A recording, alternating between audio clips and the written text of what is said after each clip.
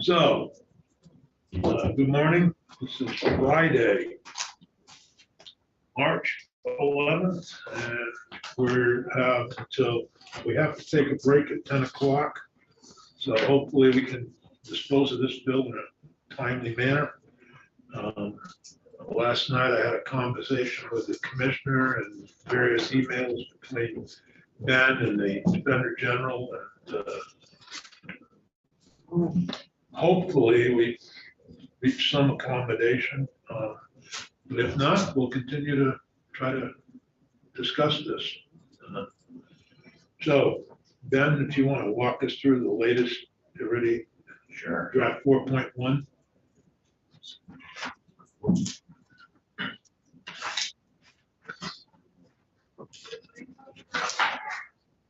Great. So this is in the Senator series as Ben Obrowski from the Office of Legislative Counsel. They were looking at draft 4.1 of the strike law amendment to S-127. The difference between version 3.1 and this one is reflected on lines 17 through 21 on page 1, and then going on to page 2, line 1.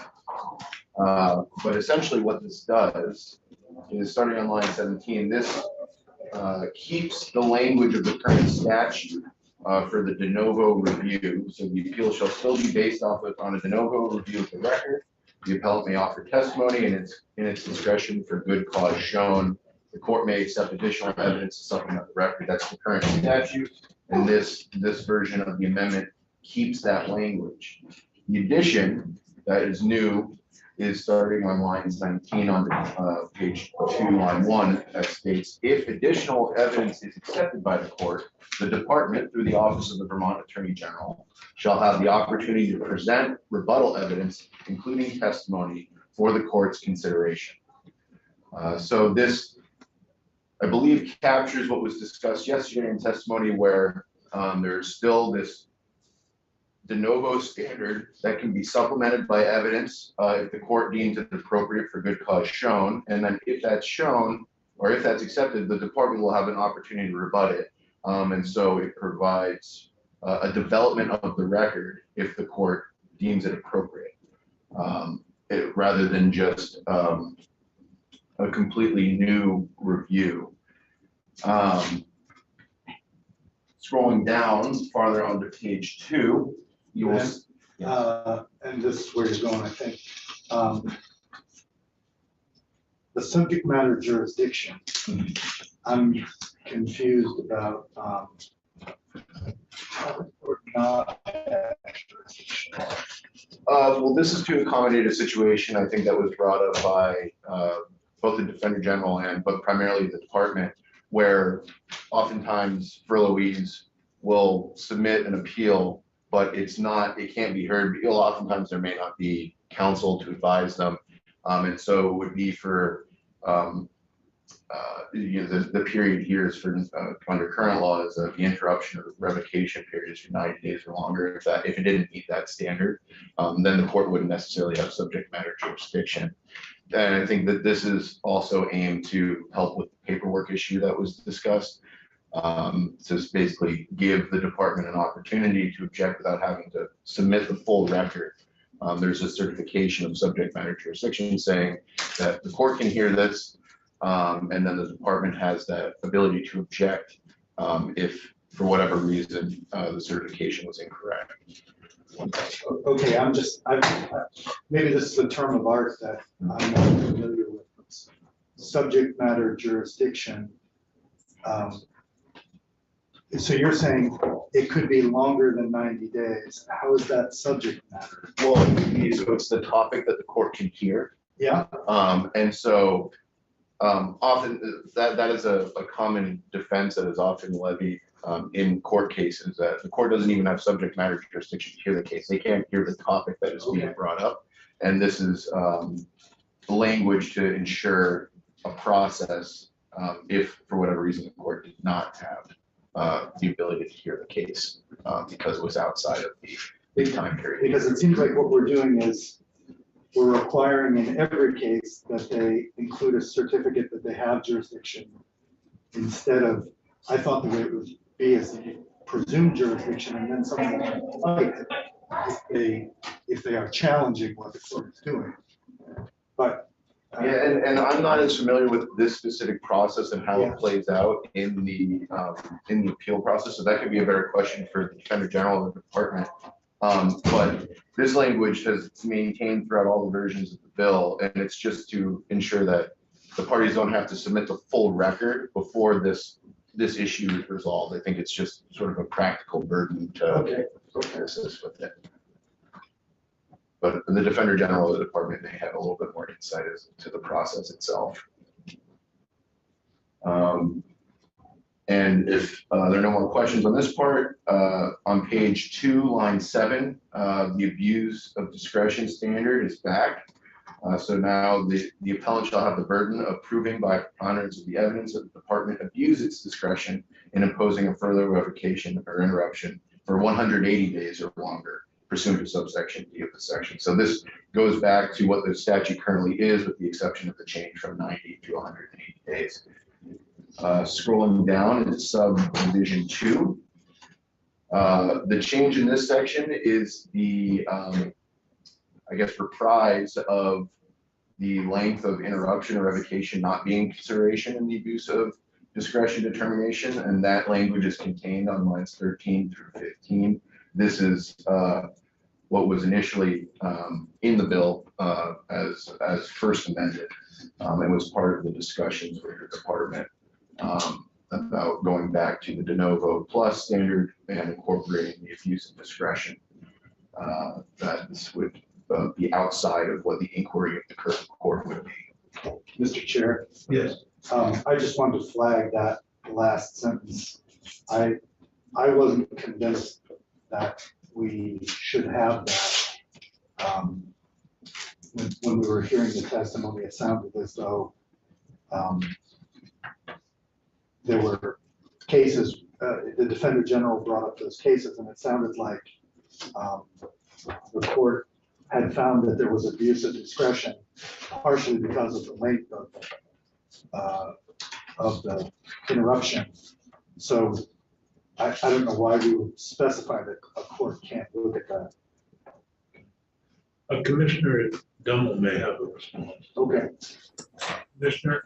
Hey, good morning, and thank you for the opportunity to speak. This is Nick Demmel, Commissioner of the Vermont Department of Corrections. I think the issue around this language came up. I think the senator's right to point out during the testimony the other day, it was clear that the committee had wanted courts to be able to consider the length of the revocation. So in the last version, this language was struck out. Judge Zone yesterday brought up a concern that if it's struck out, that essentially eliminates it also. And so I think the way to resolve this issue would be on line 14 here. Instead of saying shall not, if we could change that to a may, that would allow the court to consider the length of interruption as an abuse of discretion if it so chose.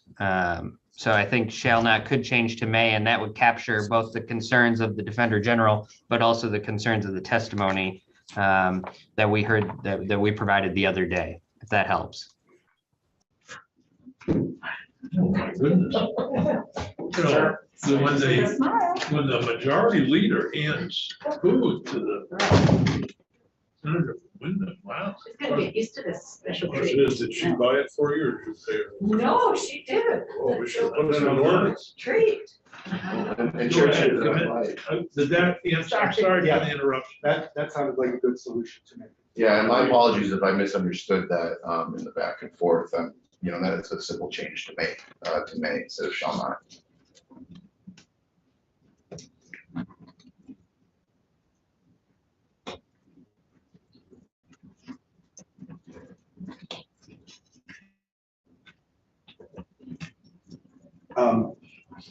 Then if I could just ask one more question about the subject matter jurisdiction.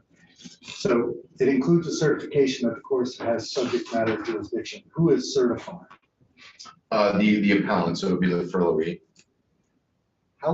How can the the furloughee certify that a court has jurisdiction?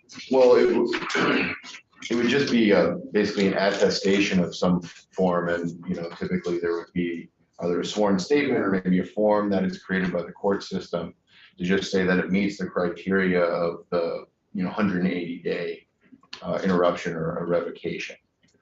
It would be something like that. And it just says, I think it's another stopgap to help ensure that the furlough understands what the criteria is. But how that actually would play out, I think, is sort of up to the court system and the department and the Defender General as far as how it would actually work in reality. But typically, when you certify something, there would be some attestation or sworn statement saying that it would have subject matter jurisdiction. I'll tell you how it's going to play out. Within 10 days of this becoming law, jailhouse lawyers will have a blueprint document that's standard and rubber stamped in every single one of these things that gets filed. That I have a sentence that says, this is certified that the court has subject matter jurisdiction. I've scratched my head through this wondering why we need to add this, because anybody can always challenge whether a court has subject matter jurisdiction. And to me, it just looked like a hurdle being thrown in front of anybody who wanted to file. It was kind of unnecessary, but the bottom line is, if we pass it, that's exactly what's going to happen. There's going to be a blueprint document that everyone rubber stamps, and it's. Yeah. So can I ask a question? Yeah. So does it cover the people whom we were hearing about who have no eligibility to file for this relief that were doing so by the masses previously? Well, the ones that don't qualify, yeah, I mean, this would help to, I think, to weed them out, so to speak. Is there any penalty if you file it and it's false? That would be. Put them in jail. So, Senators, I think I might be able to clarify on this point. I think Senator Benning's analysis is accurate that jailhouse lawyers probably will come up with a blanket form that everybody can use. The piece that's missing, though, is the way the system works right now.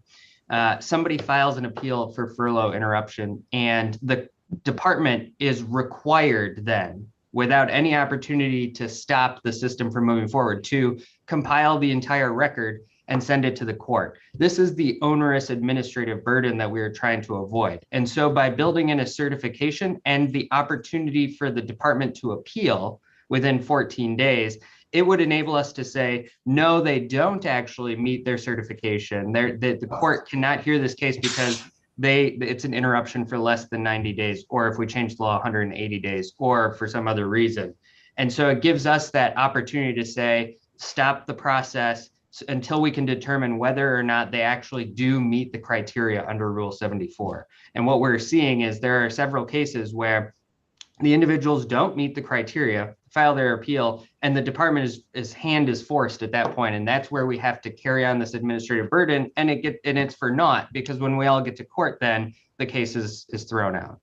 So that's the additional piece that was missing there. I think Matt wants to comment. That makes Did you sense. want to comment first, Senator Booth? I was just gonna say, that makes sense. So in other words, this is just setting up a means by which the department can appeal and stop it from moving forward if it doesn't meet the basic. Yeah, it's a 150-day interrupt, then it wouldn't be eligible, but they still might file.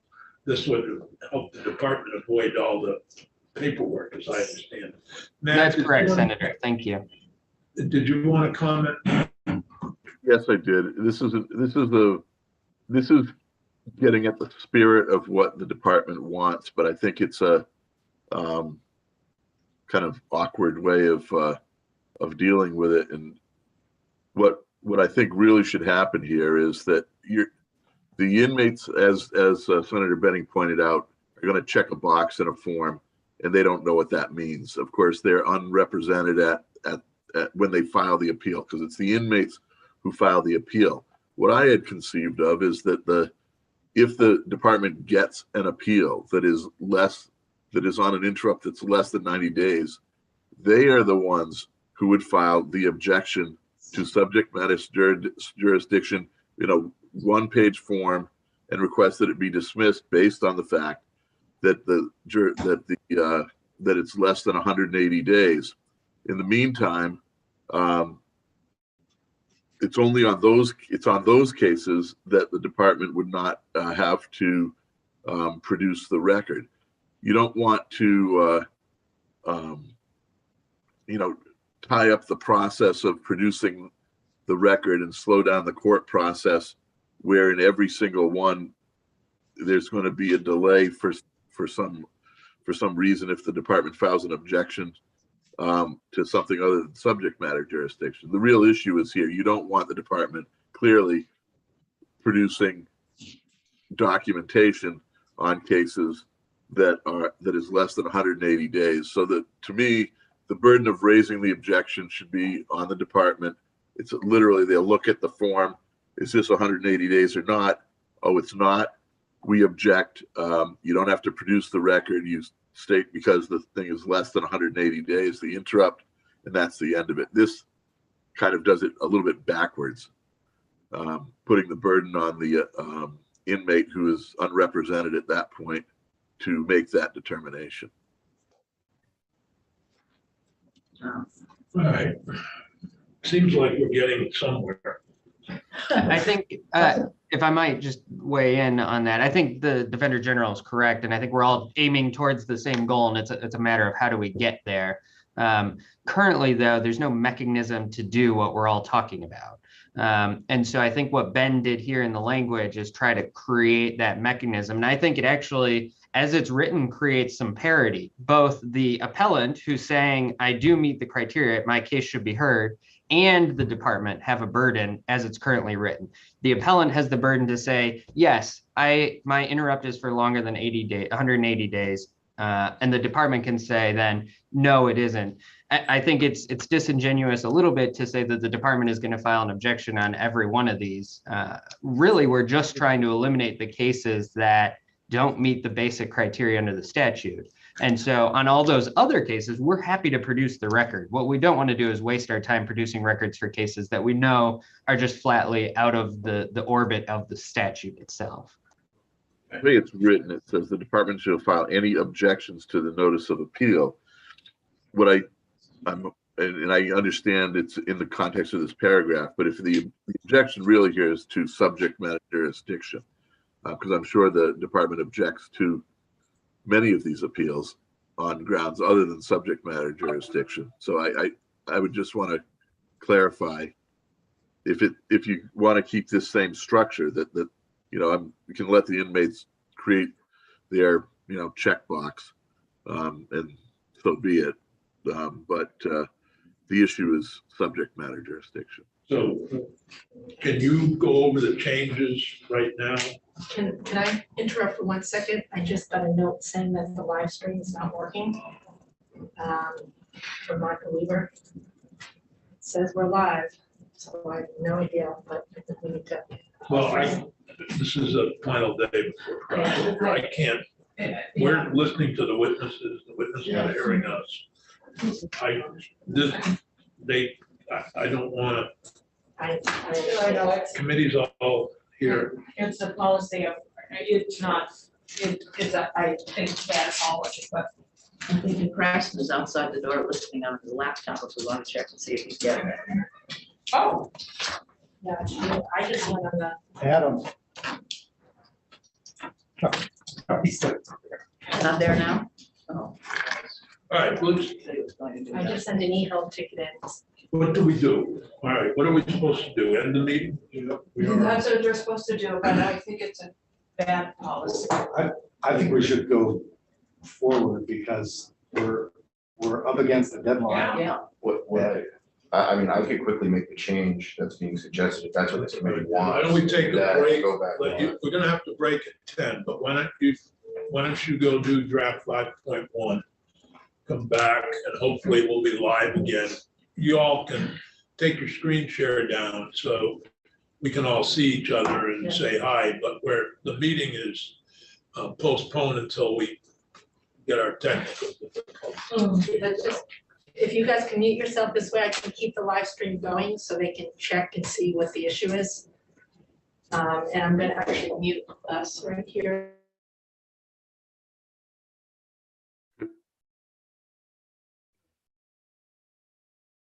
I'd hate to, Senator Sears?